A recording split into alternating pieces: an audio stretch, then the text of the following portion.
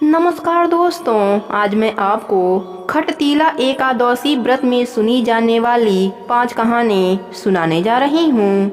प्रेम से बोलिए विष्णु भगवान की जय हो, कृष्ण भगवान की जय हो, तुलसी माता की जय हो, एगारस माता की जय हो, गणेश भगवान की जय हो। एक समय दालभ्य जी ने प्रजापति ब्रह्मा जी के पुत्र पुलस्त्य जी से प्रश्न किया कि प्रभु, क्या कोई ऐसा भी शक्ति या उपाय है कि जिसके करने से ब्रह्म हत्या करने इत्यादि के कुटिल कर्मों के पापों से मनुष्य सरलता पूर्वक छूट जाए? भगवान, यदि सचमुच ही कोई ऐसा उपाय हो तो कृपा कर आप मुझसे कहिए, मेरी सुनने की महती इच्छा है। पुलस्त्य जी ने कहा, हे महाभाग, तुम धन्य हो जो संसार के उपकार के लिए इस प्रकार का प्रश्न किया। अस्तु, अब मैं भी तुमको अत्यंत सुंदर, देवताओं को भी दुर्लभ और जो अभी तक प्रकाश में नहीं आया वही पवित्र मनोवांछित फलों को देने वाला यत्न तुम्हारे सामने वर्णन करता हूँ। सावधान होकर सुनो। माघ मास के आरंभ होते ही नित्य कर्मों से निवृत्त होकर स्नान आदि कर अपने आप को अत्यंत शुद्ध व पवित्र कर, अपने मन और आत्मा को शुद्ध कर, अपने इंद्रियों का भी दमन करें और काम, क्रोध, अभिमान, ईर्ष्या, पशुता इत्यादि को त्याग भगवान का स्मरण करता हुआ पुष्य नक्षत्र में गोबर को एकत्र कर उसमें तिल एवं कपास मिला कंडे पाथें और उनसे नित्य प्रति 108 हवन किया करें। इसी प्रकार जब माघ कृष्ण दशमी का दिन आवे, पूर्वाषाढ़ नक्षत्र हो अथवा मूल नक्षत्र हो, उसमें नियम पूर्वक मन को शुद्ध कर भगवान का पूजन कर और एकादशी के दिन एकादशी का व्रत कर रात्रि में कृष्ण नाम का संकीर्तन करते हुए जागरण करें और दूसरे दिन द्वादशी को भी स्नान कर विधिवत भगवान श्री कृष्ण का चंदन, अगर, कपूर और फूल मालाओं द्वारा श्रद्धा पूर्वक पूजन कर नैवेद्य में खिचड़ी अर्पित करें। आप भी खिचड़ी से ही व्रत का पारण करें तथा भगवान के नाम की स्तुति करता हुआ तिल, गुड़, कुमड़ा, नारियल और सीताफल इत्यादि कृष्ण को अर्पण कर ब्राह्मणों को देवें एवं उनकी स्तुति करें। हे कृष्ण, आप आर्तहरण, असरण, शरण दोनों का प्रतिपालन करने वाले तथा अधर्मी का उद्धार करने वाले हैं। हे नाथ, हम संसार सागर में डूब रहे हैं। हे पुंडरीकाक्ष, हे प्रभु, हमारी रक्षा कीजिए। फिर श्री कृष्ण अर्पण कर ब्राह्मणों को जल से भरे हुए घड़ों का दान करें, छाता एवं जूता इत्यादि देवें। तिल स्नान कार्य एवं भोजन में अत्यंत ही शुद्ध और पवित्र होकर करें। तिल दान करने वाले को तिल के एक खेत में जितना तिल उत्पन्न होता है उतने वर्ष प्रयत्न स्वर्ग में निवास करने को मिलता है। अस्तु, तिल स्नान, तिल का उपटन, तिल का भोजन और तिल का दान यथाशक्ति अवश्य करना चाहिए। तब दालभ्य जी ने कहा, भगवान, इस कृष्ण खटतीला एकादशी के व्रत से कैसा फल मिलता है और कब कब किस किस को मिला है, इसकी एक आख्यान का भी वर्णन कीजिए। पुलस्त्य जी ने कहा, हे ब्राह्मण, इसी समय मृत्युलोक में एक ब्राह्मणी रहती थी। वह सदैव ही धर्म में रत रहा करती थी और व्रतों में अत्यंत अनुराग रहा करती थी। प्रायः प्रतिदिन कोई न कोई व्रत रखती थी, मगर कभी सपने में भी दान नहीं करती थी। उसकी ऐसी दशा देख भगवान श्री कृष्ण ने विचार किया कि इससे कुछ दान कराना चाहिए, क्योंकि बिना अन्य दान किए इसका निस्तार नहीं होगा। यही सब विचार कर उन्होंने स्वयं भिक्षु का रूप धारण कर उसके द्वार पर भिक्षा मांगी। ब्राह्मणी तो देना जानती ही न थी, यद्यपि उपहास करने की मुद्रा से उसने भगवान की झोली में मिट्टी का ढेला डाल दिया। वे उसको ही लेकर चुपचाप चले आए। कुछ दिन बाद जब वह तमसी ब्राह्मणी अलौकिक लीला समाप्त कर परलोक सिधारी तो उसी मिट्टी के ढेले के प्रभाव से उसे एक सूना भवन रहने को मिला। यह तमाशा देखकर वह चकराई और दौड़ती हुई भगवान श्री कृष्ण के समीप गई और कहा, प्रभु, यह क्या व्यापार है कि मैंने जन्म भर व्रत और तप कर आपकी आराधना की और आपकी सेवा में यथाशक्त कोई भी कसर नहीं होने दी। फिर भी मेरा घर सब वस्तुओं से विहीन क्यों है? भगवान श्री कृष्ण ने कहा, तुम अपने घर जाकर अपना किवाड़ बंद करके बैठो। जब तुम्हें देखने के लिए अप्सराएं और देवांगनाएं आवे तो तुम अपना किवाड़ मत खोलना। जब वे किवाड़ खोलने को कहें तब तुम उनसे कहना कि यदि आप लोग मुझे खटतीला एकादशी का विधान, पुण्य और फल सुनाएंगे तभी मैं दरवाजा खोलूंगी। भगवान श्री कृष्ण के ऐसे वाक्य सुन वह सुंदरी अपने मकान में आ सब द्वार बंद कर चिंताकुल होकर बैठ गई। यथा समय देवांगनाएं आईं और उससे किवाड़ खोलने के लिए कहा। तब उसने वही वाक्य उन लोगों से कही जो भगवान श्री कृष्ण ने कहा था। उसका वाक्य सुन एक स्त्री ने खटतीला एकादशी व्रत विधि बताई और उसके दर्शन किए। उसके अनुरूप तेज का अवलोकन किया। उस स्त्री ने भी देवांगनाओं के उपदेश अनुसार खटतीला एकादशी का व्रत विधिवत धारण कर अन्य धन से संयुक्त गृह को प्राप्त किया। इसलिए इस खटतीला एकादशी व्रत के साथ ही साथ तिल और वस्त्र का दान अवश्य ही करना चाहिए।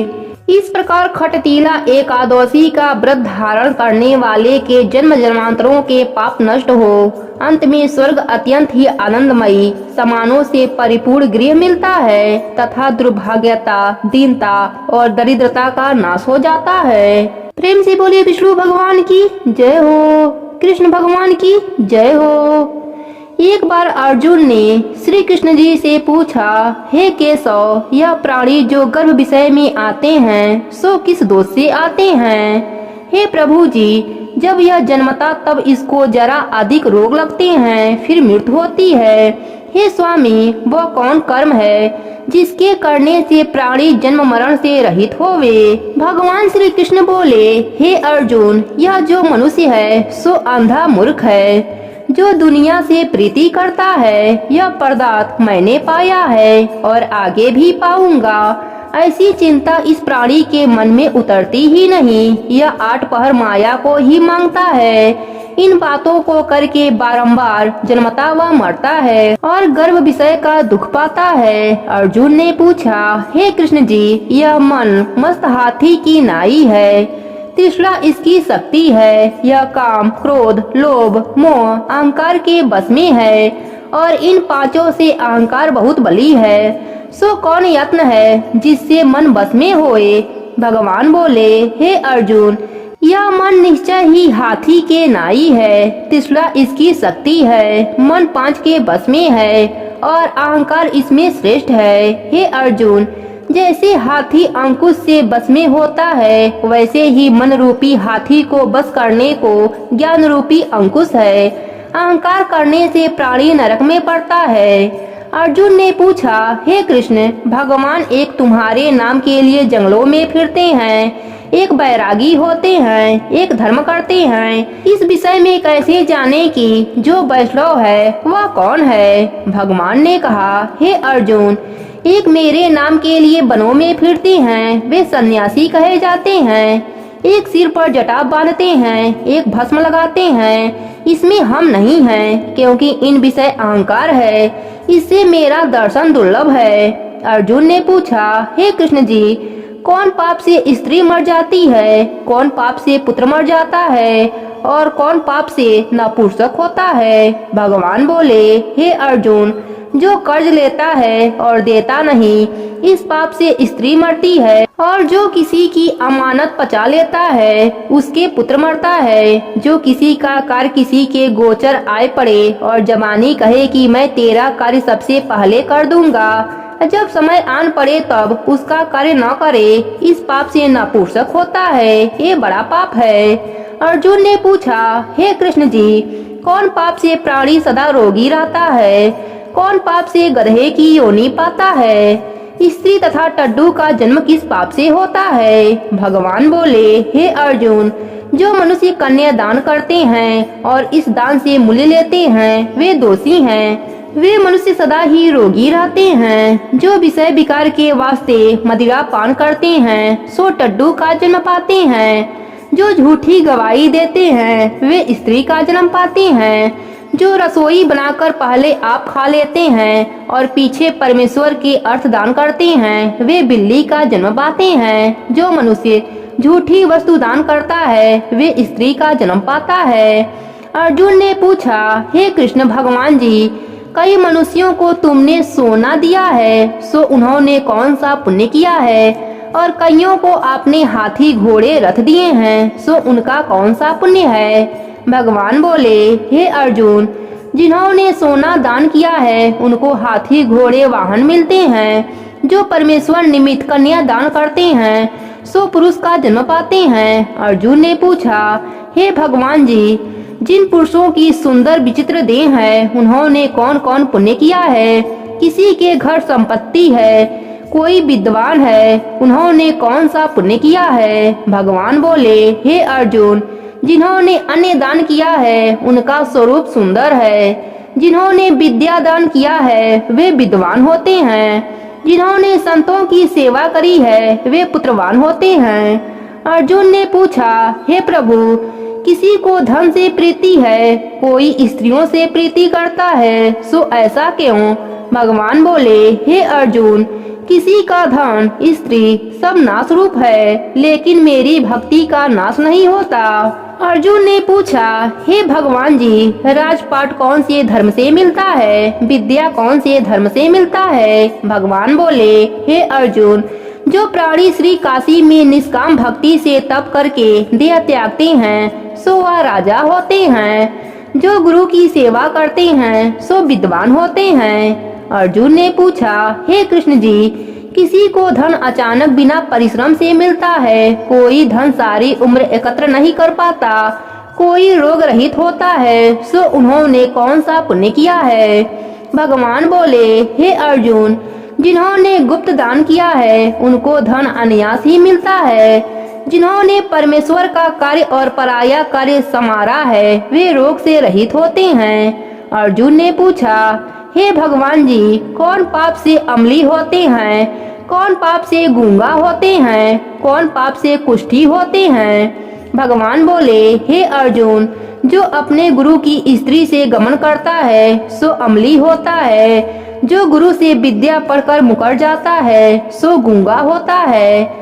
जिन्होंने कुकर्म किया है वे कुष्ठी होते हैं। अर्जुन ने पूछा, हे प्रभु, किसी की देह में रक्त का विकार होता है, सो किस पाप से? कोई दरिद्र होता है, किसी को खंडवायु होती है और कोई अंधा होता है, कोई पालुंग होता है, सो कौन से पाप होते हैं? कोई स्त्रियां बाल विधवा होती हैं, सो कौन सा पाप से होती हैं? भगवान बोले, हे अर्जुन, जो सदा क्रोधवान रहते हैं उनको रक्त विकार होता है। जो कुशील रहते हैं वे दरिद्र होते हैं। जो कुकर्मी ब्राह्मण को दान देते हैं उनको खंडवायु होता है। जो प्राणी स्त्री को नंगी देखता है, गुरु की स्त्री पर कुदृष्टि डालता है, जिसने गौ ब्राह्मण को लात मारी है, सो अंधा व पालुंग होता है। जो स्त्री अपने पति को छोड़कर पराये पुरुषों से संग करती हैं, सो बाल विधवा होती हैं। अर्जुन ने कहा, हे कृष्ण जी, तुम पार ब्रह्मा हो, तुमको मेरा नमस्कार है। आगे मैं तुमको समधी जानता था, अब मैं तुमको परमेश्वर रूप मानता हूँ। हे पार ब्रह्म, गुरु दीक्षा कैसे होती है, कृपा करके कहें। भगवान बोले, हे अर्जुन, तुमको धन्य है, फिर तुम्हारी माता को भी धन्य है, जिसने तुम ऐसे पुत्र को दिए, जिसने गुरु दीक्षा पूछी है। हे अर्जुन, सारे संसार के गुरु जनार्दन है। विद्या का गुरु काशी, चारों वर्णों का गुरु ब्राह्मण, ब्राह्मण का गुरु सन्यासी है। सन्यासी उसको कहते हैं जिसने तो सबको त्याग करके मेरे विषय में मन लगाया, सो सन्यासी जगत गुरु है। हे अर्जुन, यह बात ध्यान देकर सुनने की है कि गुरु कौन सा है, जिसने सब इंद्रियां जीती हो, जिसको सब संसार ईश्वर का रूप नजर आता हो, सब जगत से उदास हो। ऐसा गुरु करें जो परमेश्वर को जानने वाला हो। उस गुरु की पूजा सब तरह से करें। हे अर्जुन, जो गुरु का भक्त है सो मेरा भक्त है। जो प्राणी गुरु सम्मुख होकर मेरा भजन करता है, उनका भजन करना सफल है। जो प्राणी गुरु विमुख है, उनको सप्तग्राम मारे का पाप है। गुरु से विमुख प्राणी का दर्शन करना योग्य नहीं। गृहस्थ गुरु से विमुख हो सो चंडाल के समान है। जिस जगह मदिरा का भांडा हो उस दिए जो गंगा जल है सो अपवित्र होता है। इसी तरह गुरु विमुख का भजन भी अपवित्र होता है। उसके हाथ का देवता भी नहीं लेता, उसके सर्व काज निष्फल हैं। कुकर, सुकर, गधर्व, काक, इन सब योनियों से सर्प की योनि बड़ी खोटी है। इन सब से भी वह मनुष्य खोटा है जो निगुरा है। गुरु बिना गति नहीं होती। जिसका कोई गुरु न होए सो अवश्य नरक को जाएगा। गुरु दीक्षा बिना प्राणी के सर्व काज निष्फल होते हैं। हे अर्जुन, जैसे चारों वर्णों को मेरी भक्ति करना योग्य है, तैसे ही गुरु धारण गुरु की भक्ति करनी, सेवा करनी योग्य है। जैसे सब नदियों में गंगा श्रेष्ठ है, सब व्रतों में एकादशी का व्रत श्रेष्ठ है, सो वैसे ही हे अर्जुन सबसे उत्तम गुरु सेवा है। गुरु दीक्षा बिना प्राणी पशु योनि पाता है, धर्म करता है सो पशु योनि में फल भोगता है, 84 में घूमता रहता है। अर्जुन ने कहा, हे कृष्ण जी, गुरु दीक्षा क्या वस्तु है? भगवान बोले, हे अर्जुन, तेरा जन्म धन्य है। जिसने यह प्रश्न किया है तू धन्य है। गुरु दीक्षा दोनों अक्षर है, हरि नाम इन अक्षरों को गुरु कहता है। यह चारों वर्णों को अपना ज्येष्ठ है। हे अर्जुन, जो गुरु की सेवा करता है मेरी सेवा करता है, मेरी उस पर प्रशंसा है। वह 84 से छूट जाता है, जन्म मरण से रहित हुए स्वर्ग भोगता है। जो प्राणी गुरु की सेवा नहीं करता सो 3.5 करोड़ वर्ष तक नरक भोगता है। जो गुरु की सेवा करता है उसको कई अश्वमेघ के पुण्य फल प्राप्त होता है। गुरु की सेवा मेरी सेवा है। हे अर्जुन, हमारे तुम्हारे संवाद को जो प्राणी पढ़ेंगे या सुनेंगे सो गर्भ के दुख से बच जाएंगे। उनको 84 लाख के योनियों में भटकना नहीं पड़ेगा। प्रेम से बोलिए कृष्ण भगवान की जय हो, विष्णु भगवान की जय हो। एक समय की बात है, एक नगर में एक सेठ रहता था। वह अपने शादी के बाद नए वस्त्र पहनकर अपने पत्नी को लाने पहली बार ससुराल जा रहा था। रास्ते में उसने एक गाय को तालाब की ओर जाते देखा। वह गाय पानी पीने के लिए तालाब में उतर तो गई, लेकिन कीचड़ होने के वजह से वह तालाब से बाहर नहीं निकल पा रही थी। गाय ने उस आदमी को वहां से गुजरते देखा तो उसने उससे मदद के लिए कहा, लेकिन सेठ ने कहा, मैं नया वस्त्र पहना हूँ और मैं अपने ससुराल जा रहा हूँ। अगर मैं तुम्हारी मदद करूँगा तो मेरे कपड़े गंदे हो जाएंगे। गाय माता उदास हो गईं और वह कीचड़ में धंसती जा रही थी। गाय ने उस सेठ को श्राप दे दिया कि अब से 8 पहर बाद तू गधा बन जाएगा। अब वह से डर गया और गाय से अपने भूल के लिए क्षमा मांगने लगा, लेकिन तब तक गाय पूरी तरह पानी में डूब चुकी थी। वह सेठ पछताता हुआ उदास मन से अपने ससुराल पहुंचा। जाते ही उसने अपने पत्नी को ले जाने की रट लगा दी। सभी ने उसे बहुत आग्रह किया कि अभी तो तुम आए हो, कम से कम एक रात यहाँ रुक जाओ, लेकिन वह रुकने के लिए तैयार नहीं था। तब उसकी पत्नी ने कहा कि जब सभी लोग इतना कह रहे हैं तो आप एक दिन के लिए क्यों नहीं रुक जाते। तब उसने अपने पत्नी को गाय के श्राप वाली बात बताई। उसकी पत्नी उसी वक्त अपने मायके से विदा लेकर पति के साथ चल पड़ी। 8 पहर बाद वह आदमी गधा बन गया और पूरा दिन घर में पड़ा रहता। कुछ दिनों के बाद घर में खाने पीने के लाले पड़ गए। तब उसने अपने पत्नी से कहा कि मुझे लेकर बाहर मजदूरी करो। तब उसकी पत्नी उसे लेकर बाहर गई और नगर के राजा के यहाँ मजदूरी का काम करने लगी। उसे वहाँ बोझ उठाते देख लोगों ने कहा कि तुम्हारे पास तो गधा है, फिर तुम बोझ क्यों उठा रही हो। परंतु उसने कोई उत्तर नहीं दिया और अपना काम करती रही। दूर से यह सब राजा भी देख रहा था। उसने भी उसे वही कहा कि तुम्हारे पास गधा है, फिर तुम यह बोझ क्यों उठा रही हो। तब उसने राजा से कहा कि यह गधा नहीं है, यह मेरे पति हैं। उसने गाय के श्राप वाली पूरी बात राजा को बताई। राजा ने अपने नगर में विद्वानों और पंडितों को बुलाकर इसका उपाय पूछा। तब एक विद्वान ने बताया कि जिस किसी ने 101 एगारस का व्रत किया हो वह अपने पुण्य का फल इसे दे दे तो यह अपने असली रूप में आ सकता है। यहाँ हम आपको 11 का अर्थ स्पष्ट कर देते हैं। 11 एकादशी व्रत रखने पर 1 11 पूरा होता है और 22 एकादशी व्रत रखने पर 2 11 पूरा होता है। ऐसे ही जिसने 101 बार 11 एकादशी के व्रत किए हों, उसके पुण्य के फल से वह आदमी अपने असली रूप में आ जाएगा।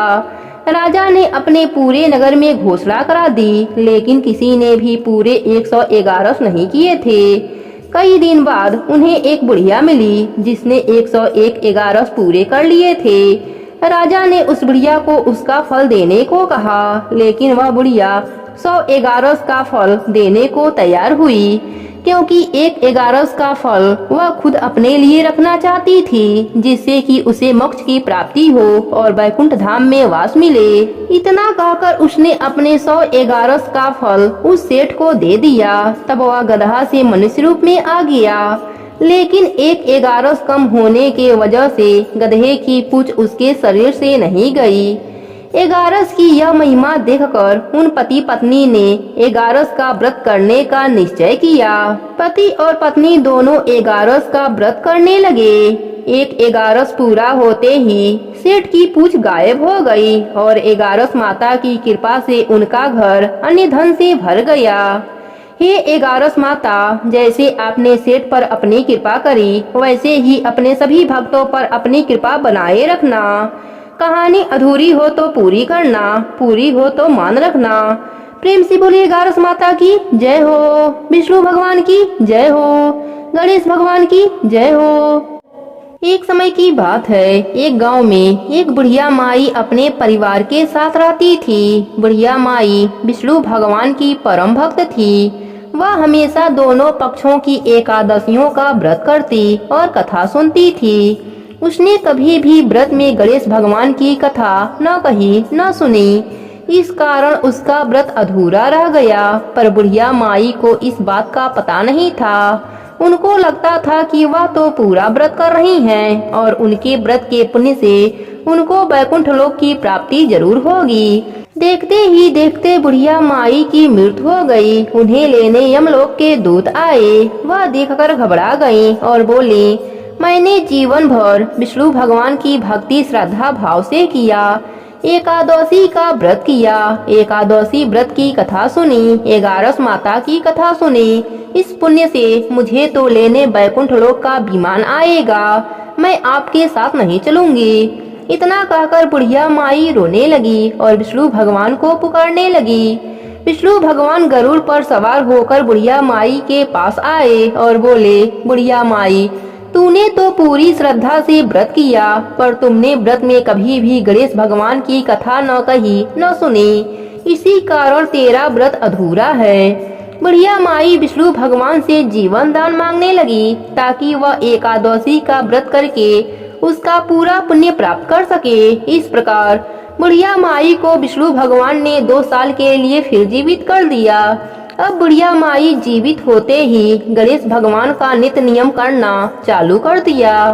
बुढ़िया माई एकादशी का व्रत करती तो पहले एकादशी व्रत की कथा सुनती, 11 माता की कथा सुनती और अंत में गणेश भगवान की कथा सुनने लगी। इस प्रकार 2 साल में बुढ़िया माई ने 4 11 पूरा कर लिया। गणेश भगवान की कृपा से एकादशी का पूरा पुण्य बुढ़िया माई को प्राप्त हुआ। बुढ़िया माई की तपस्या से गणेश भगवान प्रसन्न हुए और बुढ़िया माई के सामने प्रकट होकर बोले, बुढ़िया माई, तुमने मेरे नित्य नियम के साथ ही व्रत में श्रद्धा पूर्वक कथा सुनी है, इसलिए मैं तुम पर अत्यंत प्रसन्न हूँ। मैं तुम्हें आशीर्वाद देता हूँ कि जब तक यह पृथ्वी रहेगी तब तक तुम्हारे इस तपस्या का गुणगान लोग करते रहेंगे। साथ ही एकादशी व्रत में तुम्हारी इस भक्ति की कथा को जो भी मनुष्य प्रेम पूर्वक सुनेगा, उसको व्रत का संपूर्ण फल प्राप्त होगा। गणेश भगवान बुढ़िया माई पर प्रसन्न होकर बुढ़िया माई का घर अन्य धन से भर दिया। साथ ही रिद्धि सिद्धि का वास करके अंतर ध्यान हो गए। 2 साल बीतने पर बुढ़िया माई की मृत्यु हुई। इस बार उसे लेने बैकुंठ लोक से विमान आया। बुढ़िया माई को पूरे मान सम्मान के साथ बैकुंठ लोक ले जाया गया। इस प्रकार गणेश भगवान की कृपा से बुढ़िया माई का घर अन्य धन से भर गया और मरने के बाद बैकुंठ लोक का सुख मिला। हे गणेश भगवान, जैसे आपने बुढ़िया माई पर प्रसन्न होकर बुढ़िया माई के व्रत को पूर्ण किया, उसके घर को अन्य धन से भर दिया, वैसे ही एकादशी का व्रत करने वालों को भी पूरा फल देकर उनका घर अन्य धन से भर देना। कहानी अधूरी हो तो पूरी करना, पूरी हो तो मान रखना। प्रेम से बोले गणेश भगवान की जय हो, विष्णु भगवान की जय हो।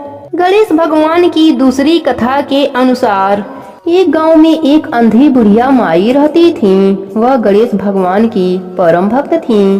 आँखों से भले ही दिखाई नहीं देता था, परंतु वह सुबह शाम गणेश वंदना में मग्न रहती थी। गणेश भगवान बुढ़िया माई के भक्ति से बड़े प्रसन्न हुए। उन्होंने सोचा, यह बुढ़िया माई मेरा नित्य नियम निभाती है, परंतु बदले में कभी कुछ नहीं मांगती। भक्ति भाव का फल तो उसे मिलना ही चाहिए। ऐसा सोचकर गणेश भगवान एक दिन बुढ़िया माई के सम्मुख प्रकट हुए तथा बोले, माई, तुम मेरी सच्ची भक्त हो, तुम मेरा नित्य नियम निभाती हो, मैं उससे बहुत प्रसन्न हूँ, अतः तू जो वरदान चाहो हमसे मांग सकती हो। बुढ़िया माई बोली, प्रभु, मैं तो आपकी भक्ति प्रेम भाव से करती हूँ, मांगने का तो मैंने कभी सोचा ही नहीं, अतः मुझे कुछ नहीं चाहिए। गणेश भगवान पुनः बोले, मैं वरदान देने के लिए आया हूँ। बुढ़िया माई बोली, मुझे मांगना तो नहीं आता, अगर आप कहें तो मैं कल मांग लूँ, तब तक मैं अपने बेटे व बहू से सलाह भी ले लूंगी। गणेश भगवान कल आने का वादा करके अंतर ध्यान हो गए। बुढ़िया माई का एक पुत्र व बहू थे। बुढ़िया ने सारी बात उन्हें बताई और सलाह मांगी। बेटा बोला, माँ, तू गणेश भगवान से ढेर सारा पैसा मांग लो, हमारी गरीबी दूर हो जाएगी, सब सुख चैन से रहेंगे। बुढ़िया माई की बहू बोली, नहीं माँ जी, आप पोते पोती का वरदान मांगे, वंश को आगे बढ़ाने वाला भी तो कोई चाहिए। बुढ़िया माई बेटे व बहू की बात सुनकर सोचने लगी, यह दोनों तो अपने अपने मतलब की बातें कर रहे हैं। फिर बुढ़िया माई ने अपने पड़ोसन से सलाह लिया। पड़ोसन ने कहा, तुम्हारी सारी जिंदगी दुखों में कटी है, अब जो थोड़ा सा जीवन बचा है वह तो सुख से व्यतीत हो जाए। धन अथवा पोते का तू क्या करेगी? अगर तुम्हारी आंखें ही नहीं है तो यह तो सांसारिक वस्तुएं तुम्हारे लिए व्यर्थ हैं, अतः तुम अपने लिए अपने आंखों की रोशनी मांग लो। बुढ़िया माई घर लौट आई। बुढ़िया माई और भी सोच में पड़ गईं। वह सोचा कि कुछ ऐसा मांगूं जिससे मेरे बेटे व बहू सबका भला हो, लेकिन ऐसा क्या हो सकता है? बुढ़िया माई कभी कुछ मांगने का मन बनाती तो कभी कुछ, परंतु कुछ भी निर्धारित ना कर सकी। दूसरे दिन गणेश भगवान पुनः प्रकट हो गए तथा बोले, बुढ़िया माई, तुम अपना वरदान मांग लो।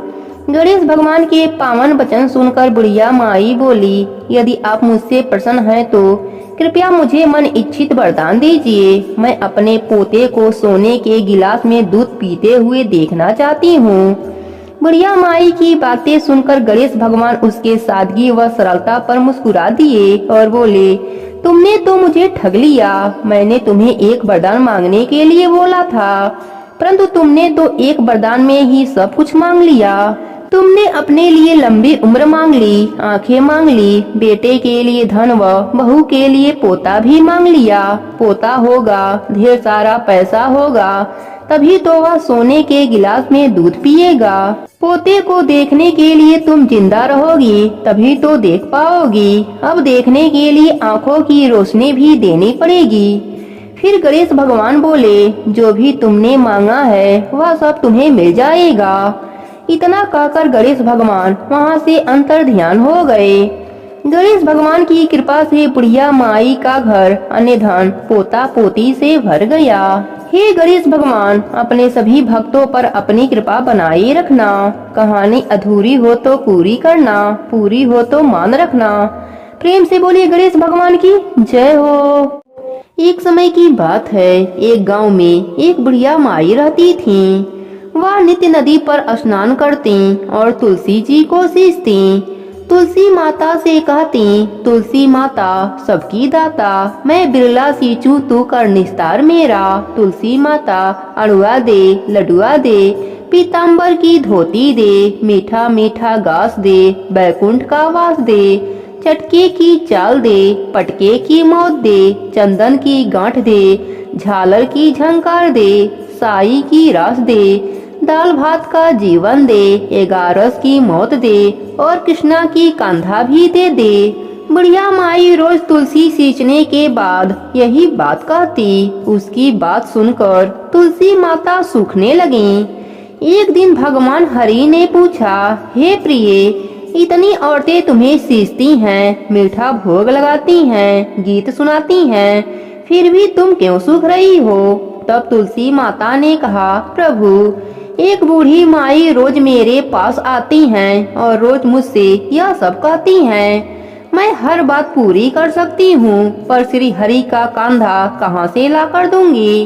तब भगवान हरि बोले, जब वह मरेगी तब कंधा देने मैं स्वयं आ जाऊंगा। प्रिय, तू चिंता ना कर। कुछ दिनों बाद बुढ़िया माई का देहांत हो गया। बुढ़िया माई के अंतिम संस्कार के लिए गांव के कुछ लोग बुढ़िया माई के मृत शरीर को उठाने लगे तो वह बुढ़िया माई इतना भारी हो गई कि किसी से भी नहीं उठती। सब गांव वाले बोलने लगे कि बुढ़िया माई तो अपने पूरे जीवन में पूजा पाठ किया था, फिर भी यह इतनी भारी कैसे हो गई? उधर बूढ़े ब्राह्मण के रूप में भगवान हरि स्वयं वहाँ आए और पूछने लगे कि क्या हुआ। तब सभी कहने लगे, बुढ़िया माई का शरीर उठ नहीं रहा, लगता है यह पाप भी बहुत करती थी, इसलिए यह मरने के बाद भारी हो गई है। तब भगवान के रूप में प्रभु बोले, मुझे इसके कान में एक बात कहने दो, शायद उठ जाए। लोग बोले, ठीक है, आप भी प्रयास कर लो।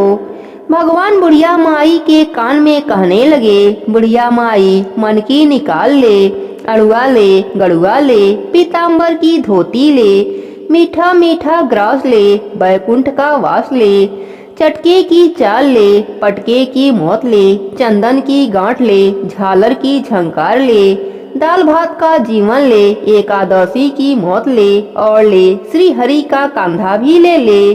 इतना कहते ही बुढ़िया माई हल्की हो गई।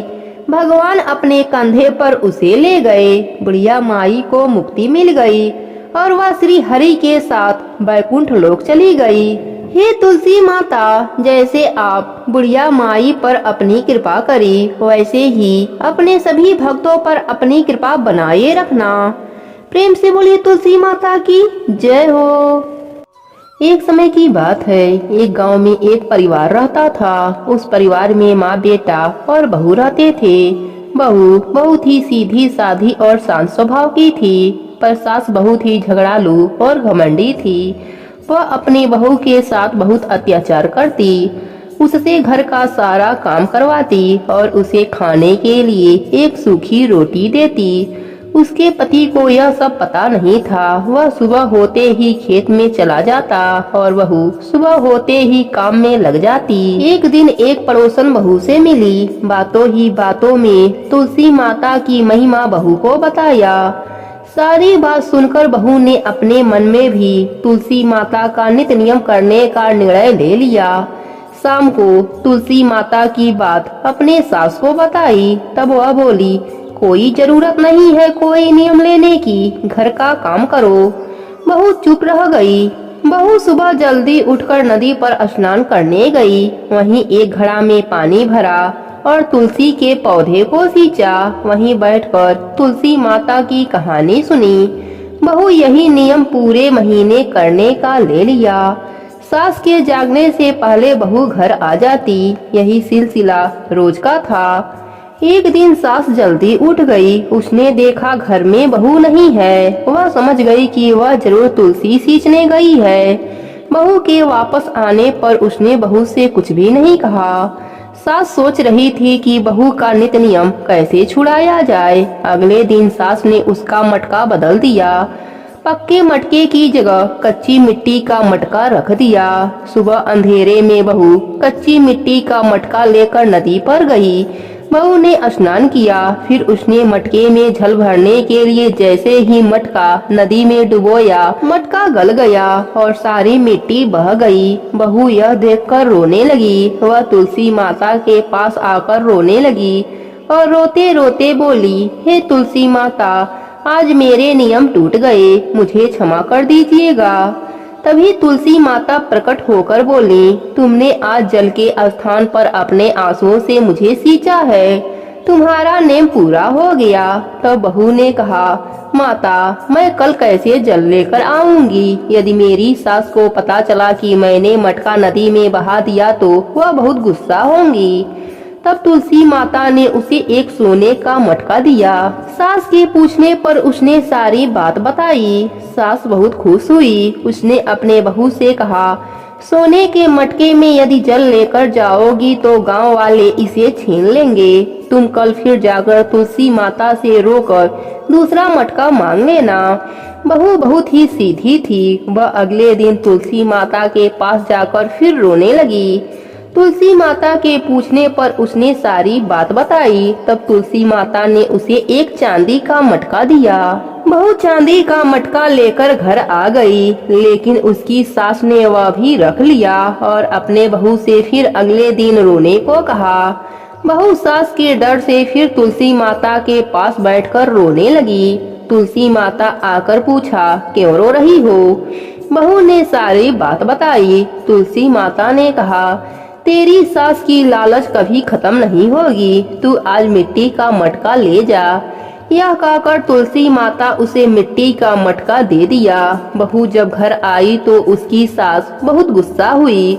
उसने कहा, तेरे तुलसी के पास बस इतना ही धन है, जिसके पास कुछ भी नहीं है उसे जल से सींचने से क्या लाभ? लेकिन बहू ने सास की बात नहीं मानी और पूरे महीने सास से चुपके नदी पर स्नान करती और तुलसी माता को सींचती रही। महीना समाप्त होने पर एक दिन छुपाए हुए दोनों घड़ों को सास ने देखा तो वह कच्चे मिट्टी के बन गए थे।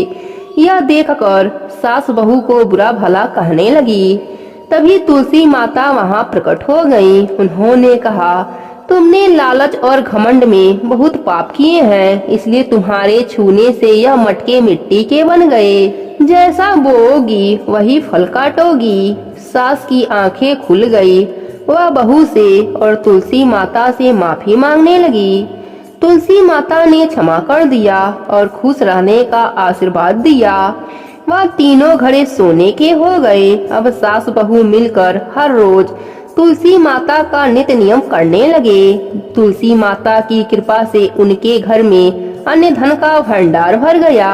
हे तुलसी माता, अपने सभी भक्तों पर अपनी कृपा बनाए रखना। कहानी अधूरी हो तो पूरी करना, पूरी हो तो मान रखना। प्रेम से बोले तुलसी माता की जय हो।